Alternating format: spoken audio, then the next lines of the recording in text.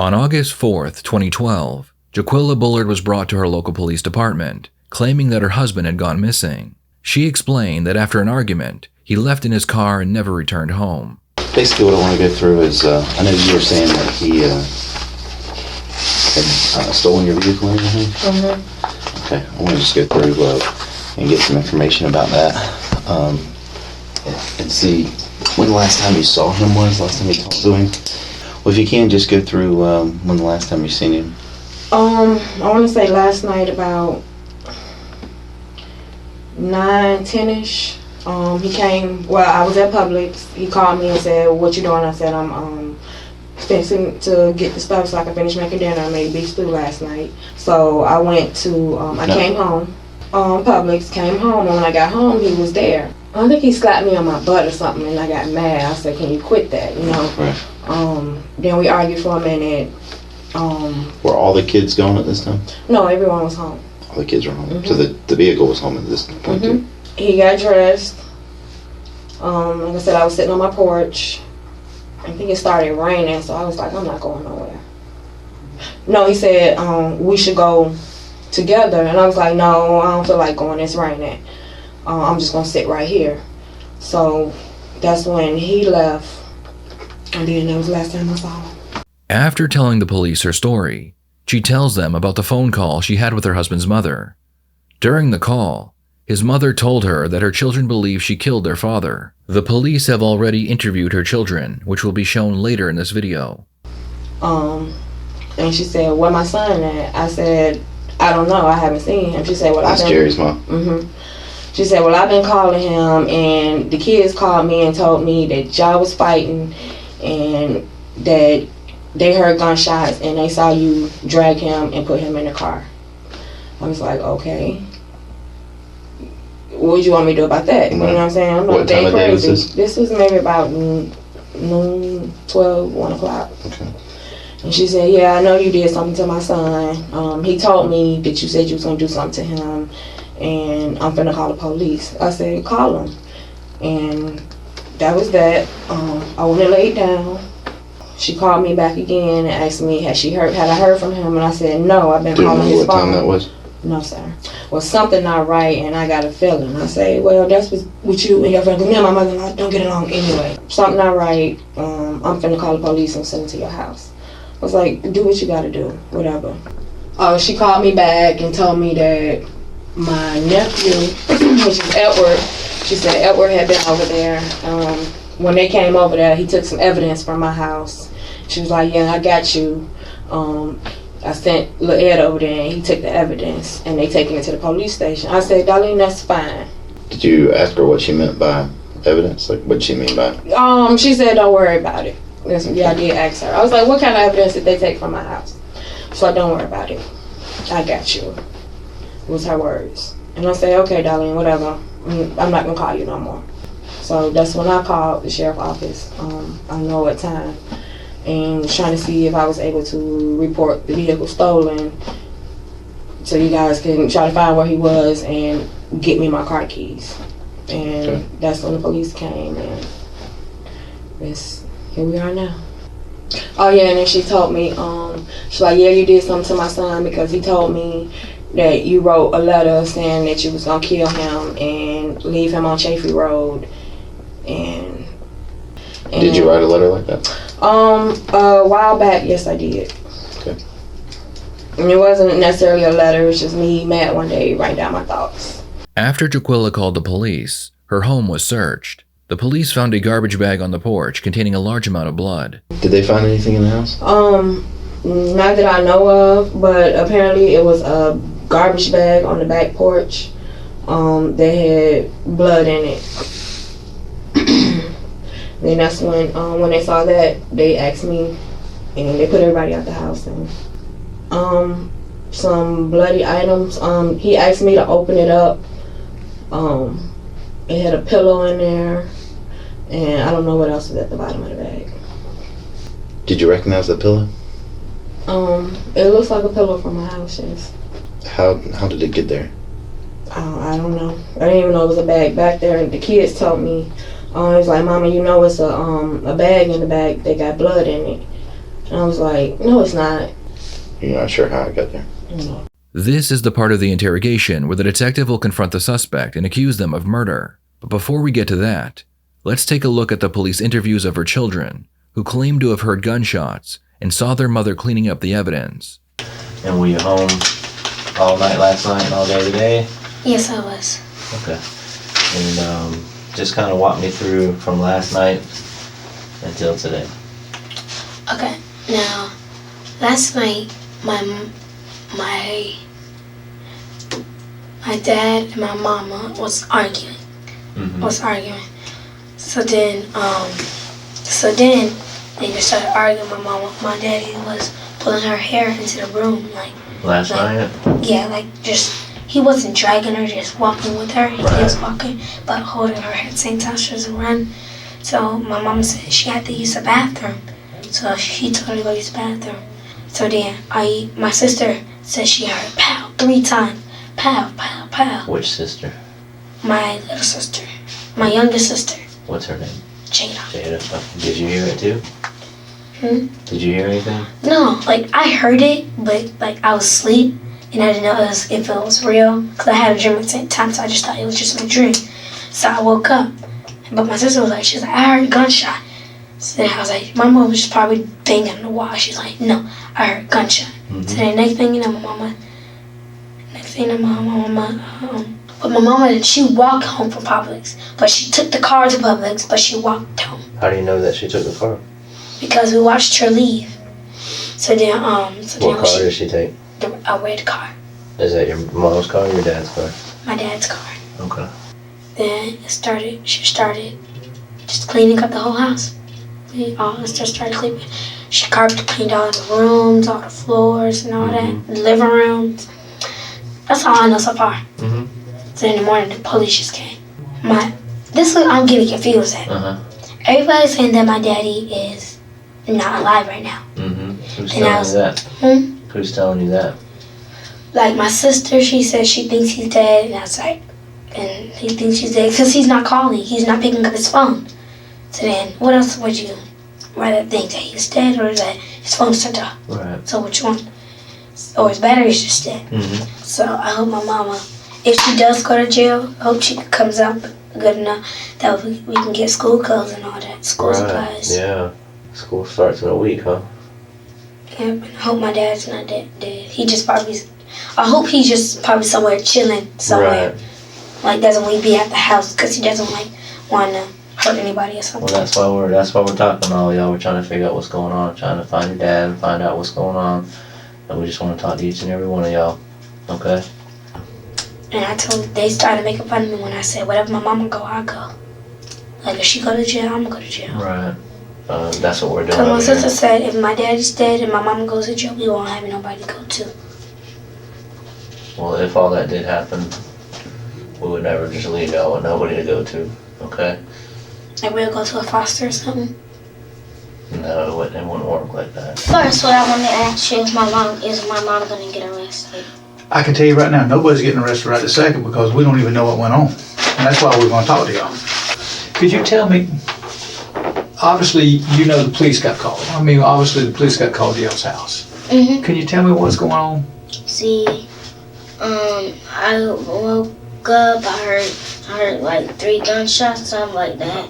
So then the rest of my family woke up. My sister Angel said that they was banging on the wall. And I'm like, no, that's not banging on the wall. That's a bullet. That's a bullet. So then my mom comes out. Hang on, you're going fast. Your sister Angel said that was banging on the wall. Yeah, but then I said gunshots because it sounded like it. And you told her, no, you're wrong, it was gunshots. Yeah. Have you ever heard gunshots before? I heard it on TV because I watch a lot of Lifetime. Oh, okay. So then my mom told us to go in our room. She walked to Publix to go get some cereal and some bread and some popsicles. Then she came back. We're going to the pool. We cleaned up. My mom carpet cleaned the dog's pee and stuff. And my mom halfway carpet cleaned the living room where my TV at. So then, She carpet cleaned Yeah, she called the police because my dad's missing. And then all the police swap, all the police and stuff comes. So did that wake you up, them arguing? Yes, Okay, they all were. right, hold on a second. Did you hear what they were arguing about? Mm-mm. You just heard them yelling and screaming? How long did it last for? I don't know. So what happened next? And then next, we heard, I think we heard like 3 gunshots. 3 gunshots? How long, was it long after you heard the arguing, or and they asked you a question, when you heard the arguing, and then were they still arguing when finally you heard pop, pop, pop? Mm-mm. They weren't arguing at all? Okay, so the arguing already stopped. And then how long after they were arguing? Was it not long after? It was like, I think like 1 minute, I think. Okay. She had lied, and then she got the car clean, and she went to the police to go buy some stuff to clean up the blood. Did you see any blood? Yes, by her room door. Where? By her room door and on the Inside or outside? outside. On the outside of the door? Where did you see it? On the door handle? Did you see it on the front of the door? Did you see it behind the door? Did you see it on the handle? It's like by the kitchen where our deep freeze at, and there's some one light, and there's some by the laundry room, and there's some by our front door. And I think she wiped it up, and she wiped some that was by our deep freezer, and one that was by her door. The police also interviewed Jaquilla's husband's brother, and they asked him what he thought about the whole thing. Well, they Let me ask you this. When you got there, she was cleaning the carpets. Mm-hmm. Do you remember what she was wearing at that time? You said that she was washing some clothes and cleaning. She's wearing what she has on now. Okay.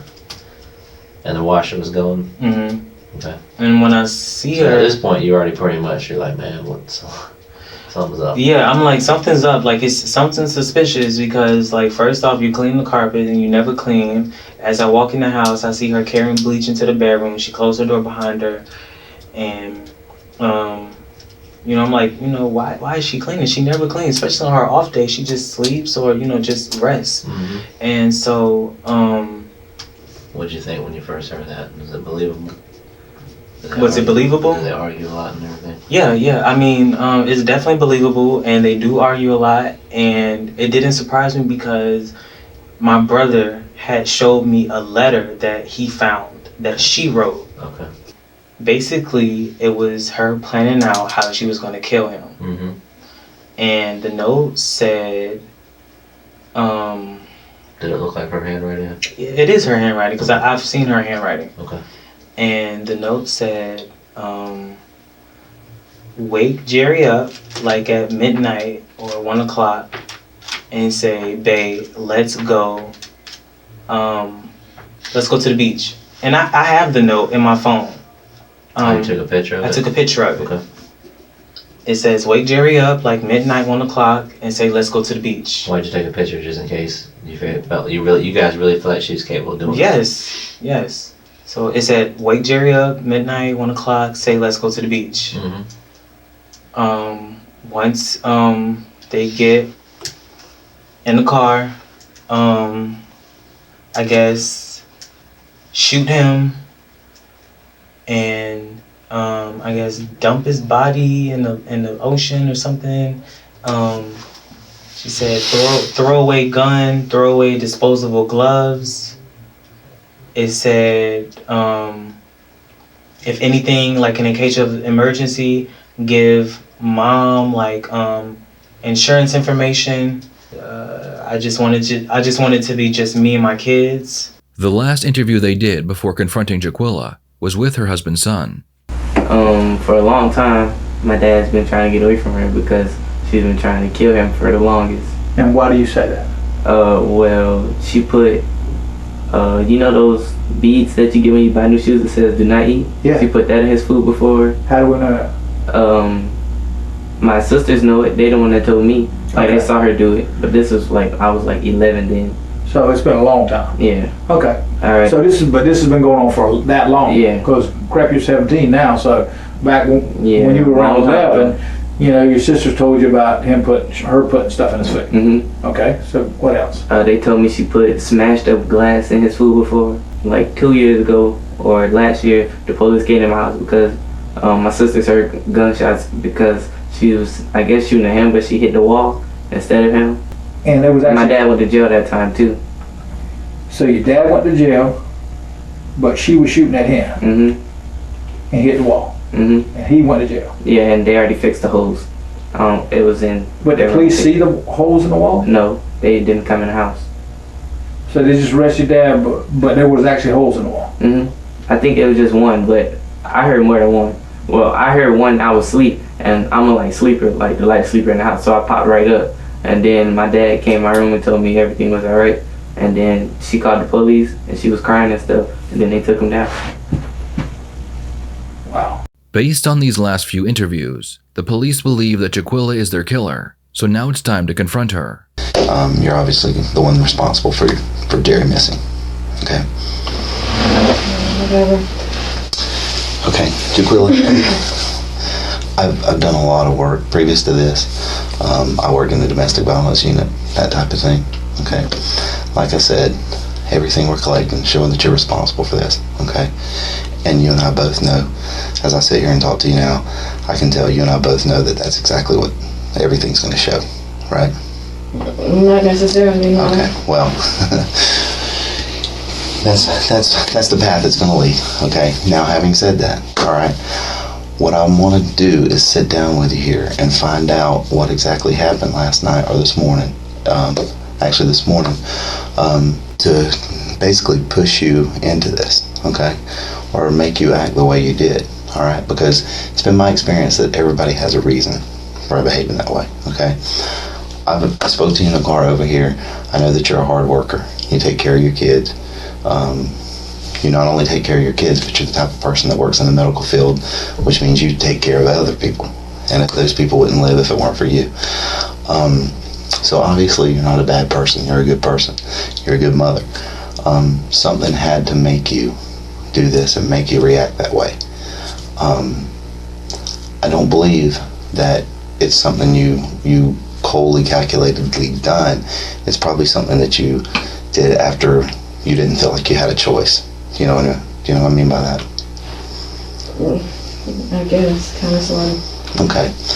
Well, Jaquilla, having said that, the only person who can fill me in on that is you. I can sit down here and I can tell you, well, this is what we've got. This, we've got this, we've got that. But only you can tell me what was going through your head when that occurred. Okay. Only you can tell me what caused you to do that and why you reacted the way you did. Was he being abusive toward you? Am I under arrest? No, you're not. Right now, I'm like I said, I'm sitting down with you. I want to sort out. I already know what this is going to lead to.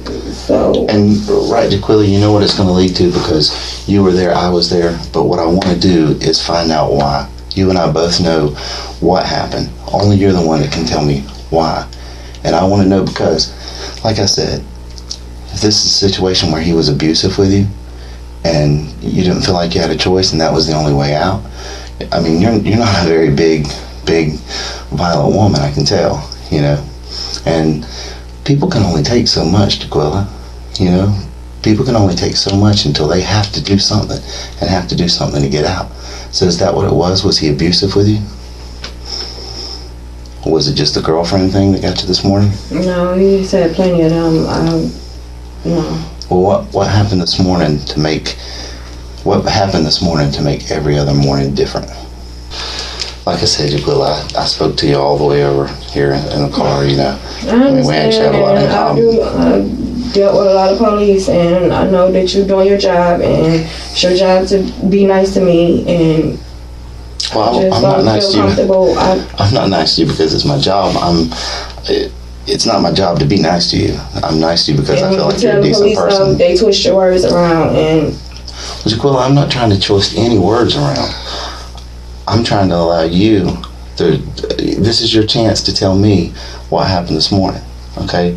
Like I said, there's a reason I'm sitting here talking to you. There's a reason we know what happened this morning, okay? At this point, I want to know why, because I don't think you're the type of person to do this without being pushed into a corner. there's an explanation for it. And Jaquilla, that's what I want to know. I want to know why that happened this morning. Jaquilla asks if she can have a cigarette before they continue talking. While she is outside with the detective, she confesses to everything. The detective then asks her to come back inside and go over it again, so they have her confession on camera. I woke up, my clothes were off. I jumped up. I was like, I'm tired of this. No, I was shaking and stuff, because usually that's like I said last night before he left, he smacked me on my butt, and as long as I've been with him, that's like a pet peeve of mine, and I'm telling him all the time, you too old for that stuff little boys do. Quit doing that. I'm grown, don't do that to me. And he's whatever, I should be able to smack my wife on the butt. That's fine, but that's irrelevant. He grabbed me, I ran out the room. Was running towards the door. He came around the thingamajig. You can go in the living room or go through the kitchen. He came around. He grabbed me by my hair. He dragged me back in the room. He twisted my arm behind my back. Oh, okay. Right there. He twisted my arm. I told him I had to use the bathroom. I went to the bathroom. I came out the bathroom. He continued to tell me how sorry I am of a wife. It's a shame he shouldn't. If I would give him more at home, he wouldn't have to cheat. I'm just not working now. I'm a sorry excuse for a wife, and I'm just like, well, why don't you just leave me then? Why must we go through this all the time? Because this is an every other night thing. So we argued for a little while longer. Well, he argued, and I just sat there at the on my side of the bed, at the foot of the bed. I said something. I said, how's it my fault? And he said some more stuff. Then he grabbed me by my arm. No, he put me in a chokehold. When I got loose, I ran in the bathroom and went in the closet. He was like, come out. No, he was beating on the door. I came out. He went and sat back at the foot of the bed. And I was like, I need to go to Walmart and get some tissue. And I went to the garage. And that's where he keeps his gun at. And I came back in. And he was laying on the bed. What happened? I pulled the trigger. Okay. Jaquilla admits to first-degree murder. Then she explains that she took her husband's body, put it into his own vehicle, and left the vehicle in another town. She then took a taxi home, making sure to stop at the grocery store so her children would think she had just gone shopping. I cleaned up best I could, and I left. Okay. And from there you drove to where he's at now. I just wish he was gone and my life would be so much better. I wouldn't have to deal with this anymore. Just different things. And he was going through my notebook one day and found it, and he called and told me that he found it. He was like, so you wanna kill me, huh? I was like, no, I just was writing down, that's how I felt at that time. He was like, well, I'm gonna use that against you. He said, I'm gonna turn it in to the police, because you can go to jail just for writing stuff down like that. And I was like, yeah, I know, but whatever. And he was like, I'm just gonna keep hold to this. And then he told me he was gonna make copies and mail it to his mom. Right. In the end, Jaquilla was charged with first-degree murder, which meant if she was convicted, she would spend the rest of her life in prison. Jaquilla must have had an amazing lawyer, because she was offered a plea deal which she accepted. In exchange for her guilty plea to manslaughter, she was sentenced to 15 years in prison. With good time, she would be out in 10. What are your thoughts on this case? Did the punishment fit the crime? Please share your thoughts in the comments below.